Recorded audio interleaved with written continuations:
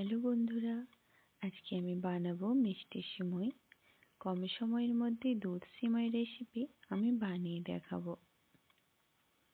সিমই বানানোর জন্য আমি নিয়েছি কাঁচা সিমই, তাই ঘি দিয়ে আগে সিমইটা ভেজে নিতে হবে। একটা প্যান নিয়ে নেব। প্যান গরম হয়ে গেলে 1.5 টিস্পুন ঘি দিয়ে দেব। ঘি গরম হয়ে গেলে দিয়ে দেব কাজু বাদাম, আলমন্ড, কিশমিশ।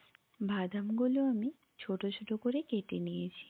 আপনারা চাইলে বাদাম গোটাও দিতে পারেন। এবার বাদাম আর কিশমিশটা আমি মিডিয়াম ফ্লেমে 1 মিনিট ভেজে নেব। বাদামগুলো ভাজা হয়ে গেছে, এবার এগুলো তুলে রাখবো। এবার দিয়ে দেব 100 গ্রাম সেমাই। এবার ফ্লেম বাড়িয়ে সেমাইটা ভাজবো।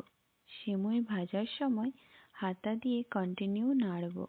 এর ফলে প্রতিটি সেমাই লাল হয়ে ভাজা হবে। 3 মিনিট ধরে আমি সেমাই ভেজে নিয়েছি। এবার এই সেমাইয়ের মধ্যে আমি দুধ দিয়ে দেব। আমি এখানে আমুলের ফুল ক্রিম মিল্ক নিয়েছি 800 গ্রাম।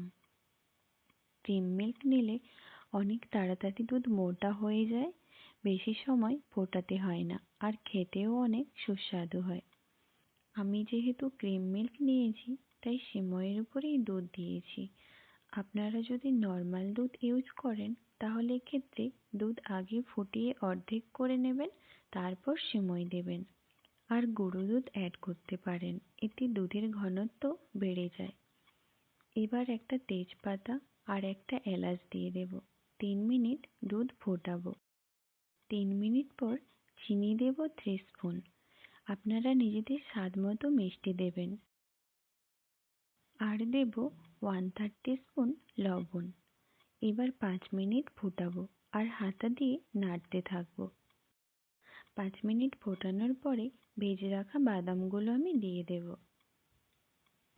বাদাম দিয়ে 2 মিনিট ফুটিয়ে নেব। সিমাইটা পারফেক্টলি কুক হয়ে গেছে আর দুধের ঘনত্বটাও সঠিক পরিমাপে আছে।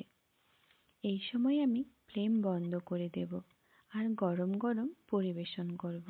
রেসিপিটা যদি আপনাদের ভালো লাগে তাহলে লাইক আর শেয়ার করবেন, আর আমার চ্যানেলে নতুন হলে চ্যানেলটি সাবস্ক্রাইব করবেন।